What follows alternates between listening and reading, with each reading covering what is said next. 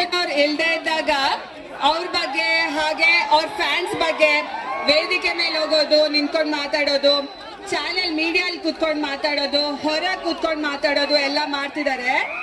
ಅದೇ ಜನಗಳು ದರ್ಶನ್ ಅವ್ರು ಇದ್ದಾಗ ಅವ್ರು ಬೆಂಗಳೂರಲ್ಲಿ ಇರ್ತಾರಾ ಇಲ್ವಾ ಅಂತಾನೆ ಗೊತ್ತಾಗಲ್ಲ, ಎಲ್ಲಿ ಮಾಯ ಆಗ್ತಾರೆ ಅಂತಾನೂ ಗೊತ್ತಾಗಲ್ಲ. ತಲೆ ಕೆಡ್ಸ್ಕೋಬಾರ್ದು. ದರ್ಶನ್ ಅವ್ರು ಹೇಳಿರೋ ಹಾಗೆ ಯಾರು ಏನೇ ಮಾತಾಡಿದ್ರು ನಾವು ನೊಂದ್ಕೊಳ್ಳಲ್ಲ, ಕೋಪ ಮಾಡ್ಕೊಳ್ಳಲ್ಲ. ನಮಗೆ ಇಂಪಾರ್ಟೆಂಟ್ ನಿಮ್ಮ ಪ್ರೀತಿ ಹಾಗೂ ಬೆಂಬಲ ಮಾತ್ರ.